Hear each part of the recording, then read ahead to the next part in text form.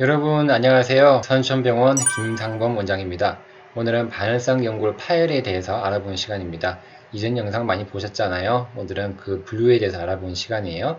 반응성 연골은 연골판, 또 무릎 연골, 무릎 연골판 같은 말이고 그걸 찢어진 거에 대해서 알아보는 시간의 분류입니다. 연골 파열의 분류는요, 파열의 형태와 양상에 따라서 달라지게 되는데요. 두 가지로 나누어지게 됩니다. 크게 파열이 위아래로 따라서 생기게 되면 수직 파열이냐 수평 파열로 구분을 하게 됩니다.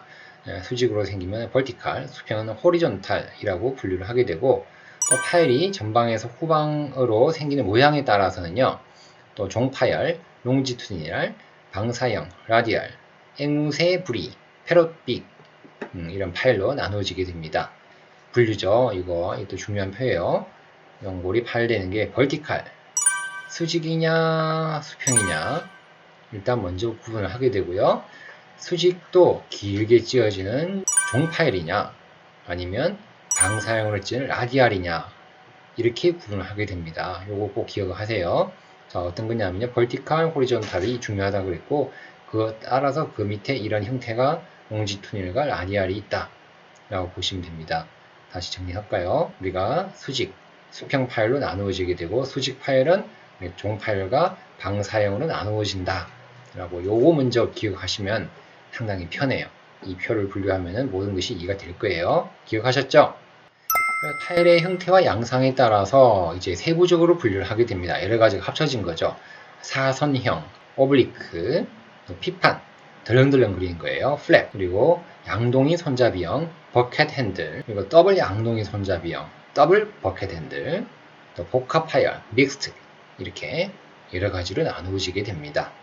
요걸 이해하면은 그 다음부터는 이건 쉬워요. 이제 그러면은 이제 종파열 여기에 대해서부터 자세히 알아보는 시간입니다. 롱지투디널 테어입니다. 이거는 종파열이라고 하고 위에서 아래로 생기는 파열이죠. 수직 파열이라고 하죠. 수직 파열에 롱지투디널 테어와 라디알 테어가 있다고 그랬죠. 그래서 경골 상단을 따라서 직각으로 파열이 되게 됩니다. 이 롱지투디널 테어는 종파열은 전방 십자인대 파열과 많이 동반이 됩니다. 그래서 요거를 우리가 이전 영상에서 봤죠. 램프 리전, 램프 경사로에 숨겨진 병변이라고 그랬죠. 여기에 많이 생기는 램프 리전이 되겠습니다. 그래서 내측이 외측보다 많이 생기는데 이것은 왜냐하면은 전방 십자인대 파열될 때 연골이 이동하지 않기 때문에 그래요. 안쪽의 연골은 안 움직이고 바깥쪽은 많이 움직이거든요. 안 움직이고 버티다 보니까 꽝 찍어가지고 파열이 많이 생기게 됩니다. 그래서 연골의 적은 이동성 때문에 롱지투디널 테어가 내측에서 외측보다 많이 생기게 됩니다. 모양을 볼까요? 이런 식이에요. 경골의 상단을 따라서 어떻게 간다고요? 직각으로. 딱 보더라도 연골의 반열성 연골의 직각으로 가죠. 이렇게 이런 모양이에요. 반열성 연골의 직각으로 가는 걸 우리가 종파열, 롱지투디널 테어라고 이야기합니다. 수평 파열이에요. 수평 파열은 당연히 이 종파열의 반대의 개념이 되겠죠. 볼게요. 호리존탈 테어라고 합니다. 한쪽에서 바깥쪽으로 파열이 되게 됩니다. 다른 말로는 또 영어로는 오픈북, 책이 열렸다. 책 가운데가 열리면 이렇게 북 하고 이렇게 열리게 되겠죠. 또 피시마우스, 물고기의 입이다. 열린다는 거죠. 경골 상단을 따라서 수평하게 파열이 됩니다. 이런 모양이죠. 아까 전에 있는 종파열과 완전히 다르죠. 종파열은 이렇게 간다 그러면 수평 파열은 이렇게 가죠. 그래서 이 모양이죠. 옆에서 보니까 이렇게 파열이 되게 됩니다. 위에서 보면 안 보이죠. 위에서 보면은 우리가 종파열은 보이고 근데 수평파열은 안 보이게 되겠죠. 왜냐하면 이렇게 밑에서 생기기 때문에 그렇습니다. 자, 또 방사형 파열입니다. 우리가 수직 파열에 두 가지가 있다 그랬죠. 다시 펴볼게요. 수직 파열에는 종파열과 방사형 파열이 있다 했습니다. 지금까지 본 거는 우리가 롱지투디널 테어를 받고 종파열과 수평 파열을 받고 그 다음 볼 게 우리가 방사형이죠. 수직 파열의 다른 형태 방사형에 대해서 봅니다. 이렇게 이런 모양이에요. 방사형. 이렇게 안쪽에서부터 바깥쪽으로 파열이 되게 됩니다. 안쪽에서 바깥쪽으로 파열이 되는데 이것이 바로 수직 파열과 동반되었을 때 방사형 파열이다 라고 라디알 테어라고 이야기합니다. 이런 형태죠. 수직 파열인데 우리의 종파열과 반대 개념이죠. 종파열은 이렇게 간다 그러면 방사형 파열은 이렇게 갑니다. 아무래도 좀 안 좋아요. 파열의 양상이 종파열보다는 이렇게 가니까 완전히 두 단락이 되는 거죠. 달락이 방사형 파열입니다. 또 다른 형태예요. 이제 앵무새 주둥이 파열, 패럿빅 테어라고 합니다. 한쪽에서 앵무새 뿔이 보이죠? 이 녀석 상당히 날카롭게 생겼죠. 그래서 패럿빅 테어. 안쪽에서부터 바깥쪽으로 파열이 되고 수직 파열, 사선 파열이 복합적으로 생기는 거예요. 아까 전까지 요거만 이해가 다 했다 그러면 이 표만 요 세 가지만 이해하시면 돼요. 뭐라고요? 종파열, 방사형, 수평파열만 이해가 됐다 그러면 그 다음부터는 그냥 합치면 되는 거예요. 이런 형태 볼게요. 모양이 이렇게 되는 거죠. 이런 앵무새 주둥이 좀 생겼죠. 여기가 끝이. 그래서 이런 형태가 어떻게 된다고요? 한쪽에서 바깥쪽으로 수직 파열이 되면서 사선으로 간 거죠. 이렇게 가는 걸 우리가 앵무새의 주둥이 파열이다 라고 페로빅 테어라고 합니다. 또 뭐 사선 파열이에요. 사파열이라고 하고요. 오블리크 테어. 뭐 요거는 크게 가면은 우리가 앵무새의 주둥이 파열이라고 하고요. 조금만 가면은 우리가 사선 파열이라고 이야기합니다. 사선형 파열. 그래서 종파열과 방사형 파열 합친 형태죠. 주로 내측과 후방 3분의 1에서 많이 생기게 됩니다.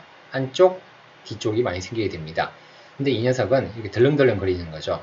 이건 상당히 심할 거고 조금만 우리가 오블리크 테어가 생기게 되면 사선형 파열이 생기게 되면 여기는 많이 움직여요. 많이 움직이기 때문에 기계적 증상이 많습니다. 뼈 사이에 끼어서 그리고 또 연골 관절낭 접합부가 긴장으로 생기게 됩니다. 왜냐하면 뼈 사이에 끼니까 쭉 당기게 되면 관절의 이렇게 안쪽이 당겨지니까 긴장으로 통증이 생기게 됩니다.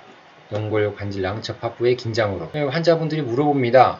연골이 찢어졌는데 왜 아플까요? 라고 물어보면 덜렁덜렁거려서 뼈 사이에 끼어서 아프고요. 두 번째는 관절막이 당겨서 아프게 됩니다. 뼈 사이에 끼어가지고 움직여서 당겨지니까 관절막에 붙어있는 이 부위가 아픈 거죠. 연골이 움직이고 당겨서 이 부위가 아프다 라고 보시면 되겠습니다.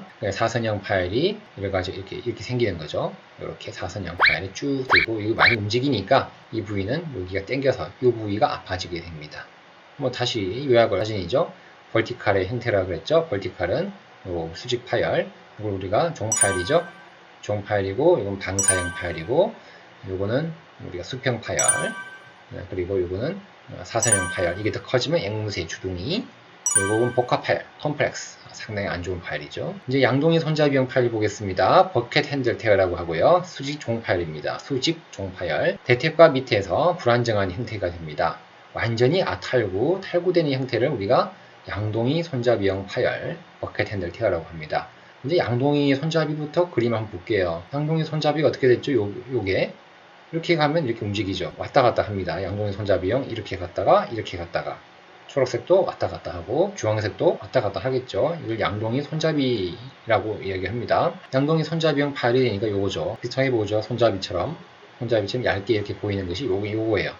요게 왔다 갔다 한다는 거예요. 이렇게 이해되시죠? 손잡이 왔다 갔다 하듯이 파열된 게 얇게 돼서 요게 왔다 갔다 하는 형태를 양동이 손잡이형 파열이라고 합니다. 수직종 파열의 아주 불안정한 형태를 양동이 손잡이형 파열이라고 합니다. 자, 오늘은 여기까지 알아봤습니다.